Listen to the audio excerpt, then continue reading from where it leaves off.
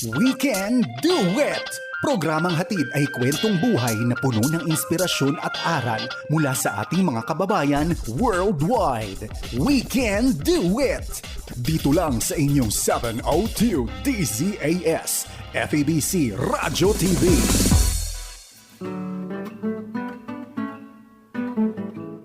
From Southern California, the Far East Broadcasting Company presents We Can Do Do It!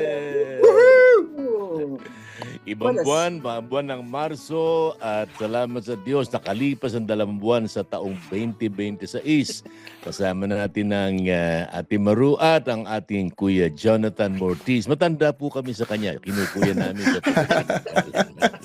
nagpupugi po buwan sa Timog, California. Sa ating mga manunod, tagapakinig. Ate Maru, Kuya John, kamusta po kayo? In that order. Nako, it's been so good so far. The Lord has been so good. Ano naman, we commit to everything to the Lord every day, araw-araw. Lord, palakasin mo kami, bigyan mo pa kami ng medyo mahaba-habang buhay para kami ay mag-i-enjoy pa. So that's just my simple prayer to the Lord, and He answers it. Walang patid ang Panginoon sa buhay ko. Thank you, Lord. Amen. Kuya John, kamusta ka po? Well, kamusta po? Kamusta? Salamat po uli sa imbitasyon na ito. Thank you so much for this wonderful opportunity. Napakabilis ng panahon, 2026. At nasa Marso na tayo. And, time flies. Time flies. But God's faithfulness is always the same. Yeah. Yes. So thank you for the opportunity at nagkakakita-kita tayo from time to time. Salamat din kay Phil dyan sa Pilipinas. Yeah. Tama. So alam mo, namimiss ka namin. Namimiss ka rin ng namin tagapakinig, nanonood sa atin. Bakit ka gumagwapo, Tan? Ha? Nawawalan na nga ng buhok. Hindi. Sabi ng mga manunood, sanay sila sa Weekend Do It, nakikita si Kuya John at si Ate Maru. Biglang ako pumalit, sabi, bakit po yung co-host si Ate Maru biglang tumaba, nakalbo? Hindi. Maganda tong setup na to, and I'm so happy na nagpapatuloy itong ating program na We Can Do It. Kuya Dave, I'm so happy for you to be here. Dapat lang. Yan. Oh, it's my joy. Maganda. Together again kami. Ni Kuya Dave. That's been a long time, but friends are forever. Amen. Especially in the ministry. Yeah. Tan, alam ko you have been traveling a lot, sa Asia. And sometimes we see you, sometimes we don't. Kaya alam ko marami kang isi-share, kaya ibinabalik ka namin. We would like to know more about what's happening in the Far East ng broadcasting company.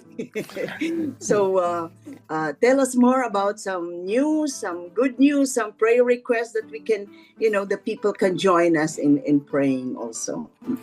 Well, thank you again, Kuya Dave, Ate Maru, Phil, and sa mga listeners po natin, maraming pong salamat dahil alam ko patuloy kayong sumusubaybay sa gawain. Kaya kayo nandito, kaya kayo nakikinig sa palatuntunan, nanonood dito sa Facebook. Dahil nga po sa ating ministry ng Far East Broadcasting Company. And meron akong isang bansa na babanggitin. Actually, hindi ko babanggitin. Dahil nasa restricted area tayo. Correct. And lagi ho akong nandun. Kung mapapansin po ninyo ko, pumunta kayo sa Facebook ko, kung friends tayo, ay hindi na ako masyado nagpo-post ng mga kung saan ako nagpupunta dahil ayaw nating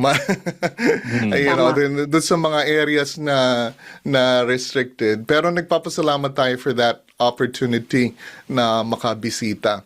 Kaya Kuya Dave, Ate Maru, sa biyaheng ito, ang last na biyahe ko ay galing tayo rito sa lugar sa isang bansa na wala pa tayong radio station, pero we're praying na magkaroon tayo ng radio station.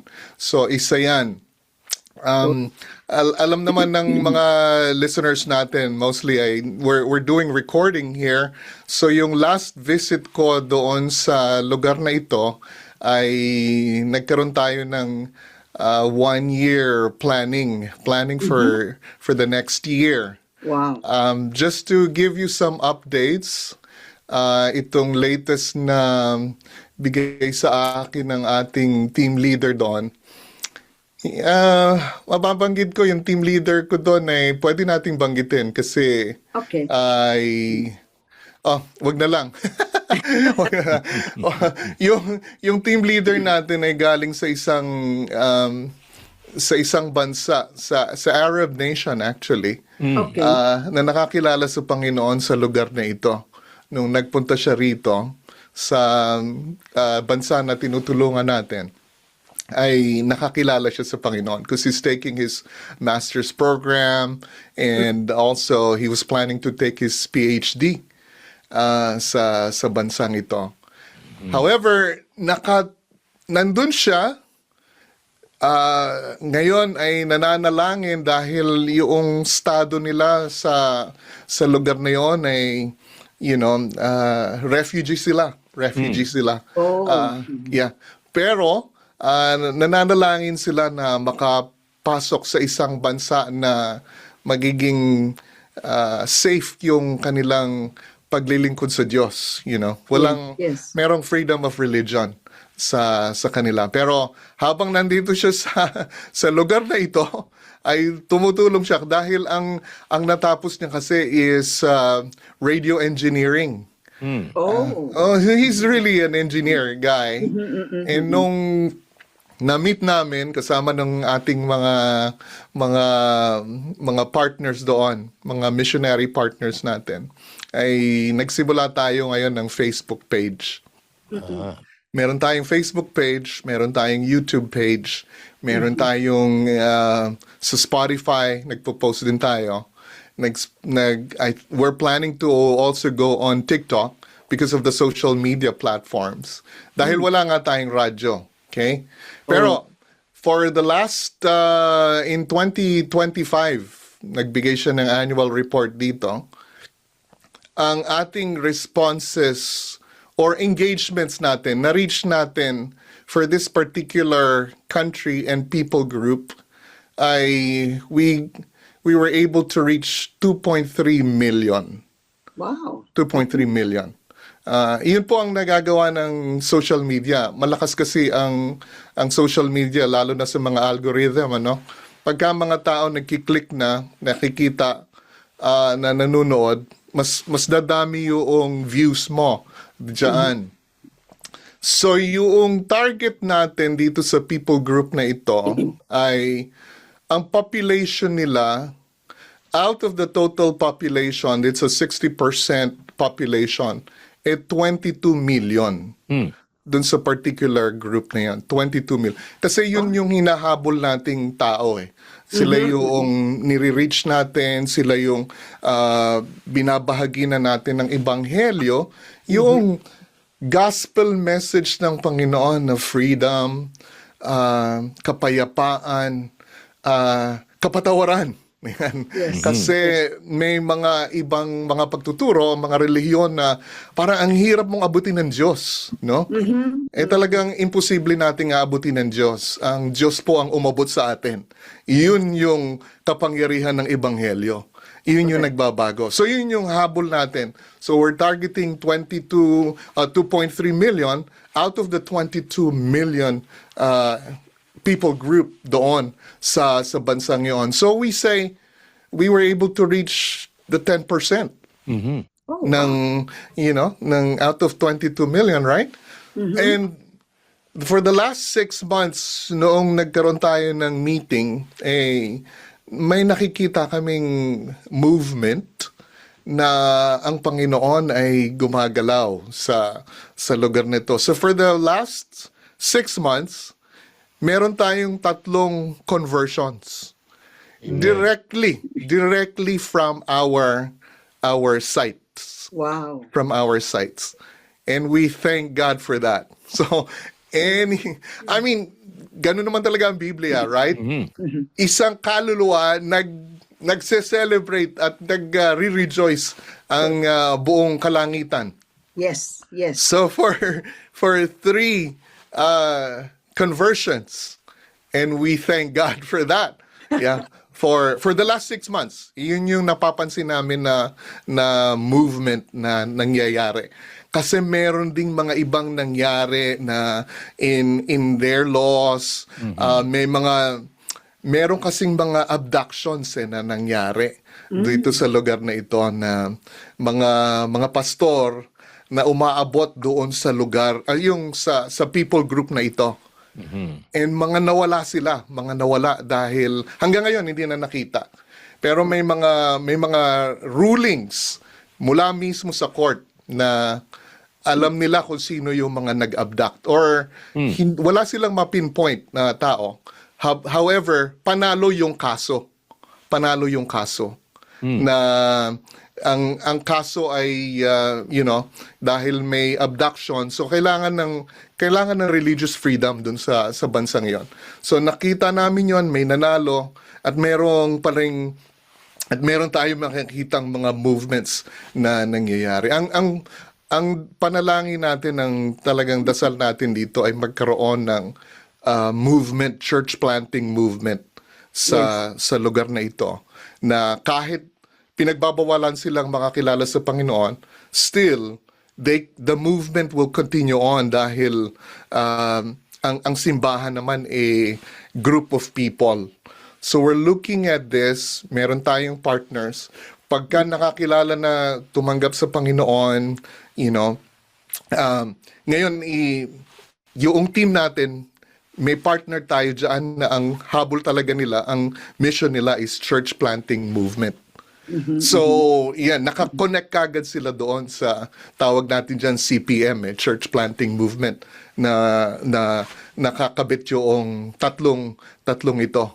So, we're looking forward for more, in fact, when I mentioned this, yung word na conversion, nung binanggit ko yon, nung nagre-report sila, praise God for ayaw nila yung word na conversion.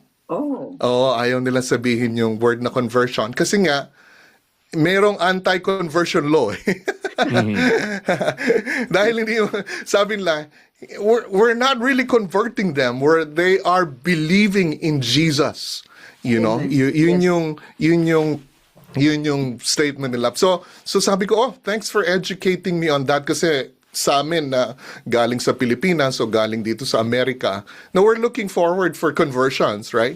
But for them, it's like, okay, ang conversion is parang negative connotation sa kanila dahil nga may law against that. So, which I totally understand. Ayun ang masarap sa ministry natin, nagiging sensitive tayo sa kultura. Kahit sa mga semantics lang, kahit sa mga wordings, we need to be very careful on that too. Kaya ako, sabi ko, thank you for educating me on that. Ngayon, it's all clear na sila ay naniniwala sa ating Panginoong Jesus. Yun yung I'm rejoicing on that. Wow.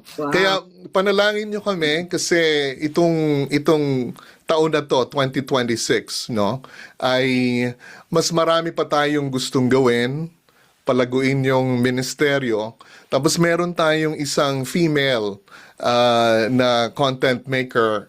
Hindi na broadcaster kasi wala pa kami sa radyo Wala pa kami sa radyo. So content maker na in partnership with a mission, with a ministry here sa United States na nagki-cater talaga sa mga kababaihan. At nakikita natin yung need ng kababaihan, yung dahil dito sa bansang ito, syempre second class yung mga babae. Pero dito sa Ebanghelyo ay empowering sa babae ang Ebanghelyo ng Panginoon, dahil sabi naman sa Biblia, tayo ay pantay-pantay. There's no Jew nor Gentile nor male nor female in the sight of God. We're all made in the image of the Lord. So we thank God for that wonderful opportunity. Pakipanalangin kami dahil pagka lumalaki yung gawain, mas kailangan din natin ng mas marami pang manggagawa. So, kailangan ng funding. Kailangan ng funding dito. And isa ho yan sa responsibilidad ko. I have to sell. Excuse me for that word, pero I have to promote that. I'm the advocate for this young ministry na magpatuloy sa gawain, and I'm mentioning this FEBC International kung ano ang ginagawa ng itong mas maliit na team na ito na nakaka-reach ng 2.3 million for God's kingdom. So we thank God for that. And lahat yan, ang maganda kasi sa digital ay nandun ang footprints eh. Makikita kagad natin yung data. Oh, by the way, just to let you know, ang mga nakikinig sa atin, hindi sila nagla-like or pero alam natin na nanonood sila, nare-reach natin sila, how many minutes silang nanonood, sa mga analytics. Kasi ayaw nilang maglagay ng footprint. Dahil nga bawal eh. Pagka nagkaroon ng footprints, halimbawa mag-like sila, kita na kagad sila ng kung sino man mag-iimbestiga sa kanila. Correct. But at the same time, they're there, listening, watching. And one other highlight that I'm gonna share, we're maximizing AI technology. Dahil yung mukha ay ganong ethnic group generated, yung lingwahe, ganong boses nung AI. So, dahil alam naman nila na ayaw namin magpakilala kung sino kami. Correct. Yung team natin, lalong-lalo na yung team natin na nandoon. And sa akin kasi, I'm free. I could go in and out. Pero ingatan natin yung mga tao natin na nandun sa loob. And they're watching. Marami rin ho kaming mga nakukuhang curse. Minumura tayo. which is fine. Yung team leader nga namin, sabi niya, alam mo, ganyan din ako kasi noon eh. Pupunta ako sa mga sites ng mga Kristiyano at mumurahin ko sila ng gusto. Ngayon, siya na minumura, no? Siya na yung, and tinatanggap niya kasi sabi niya, ang salita ng Diyos, ang pananampalataya nagsisimula sa pakikinig at pakikinig ng salita ng Diyos. Kaya ayos yun. Nandun sila, nakikinig sila ng pag-ibig ng Panginoon. Kaya so yun po, sa isang lugar lang yan, sa isang lugar na bansa. Meron pa tayong oras, kasi hindi ko na alam yung oras natin. Nananalangin po tayo, samahan niyo po kaming manalangin na magkaroon ho ng radio station. Kasi sa isang area ng bansang ito ay para bang may autonomous at mas maraming mga mananampalataya roon.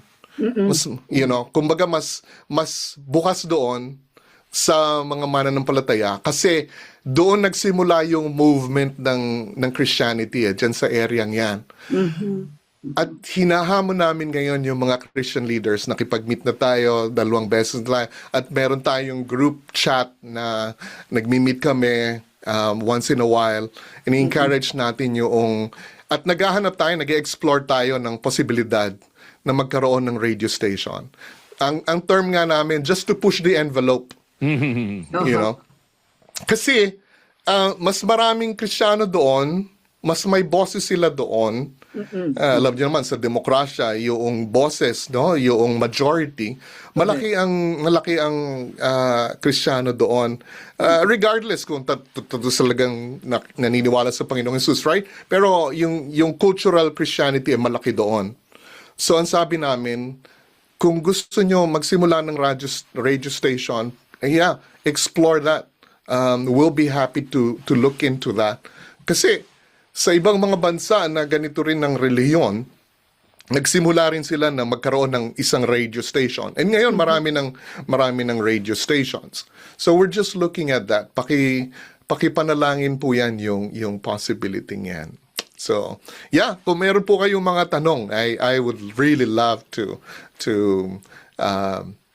share more. Yeah.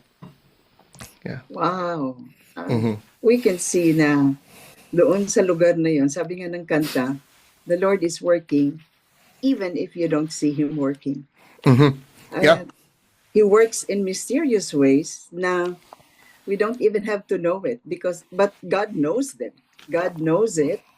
At very, very inspiring. Very inspiring. Sometimes, kita kasi sa radyo, malay natin kung sino nakikinig sa atin, kung ano man ang sitwasyon nila. Sometimes they share it to us. No? Yun ang kagandahan naman sa ating bansa, na they're free to share. Pero in those places na wala tayong nadidinig, hindi ibig sabihin wala nang ginagawa ang Panginoon doon. Para wala namang result. But out of how many? 3 came to know the Lord. Yeah. Hindi lang 3 yan. Times 1,000 na yata sa Panginoon, di ba? Totoo. Kasi yun lang naman yung mga nag-communicate sa atin. Kasi meron tayong number dito na pwede lang tawagan, and it's a safe number.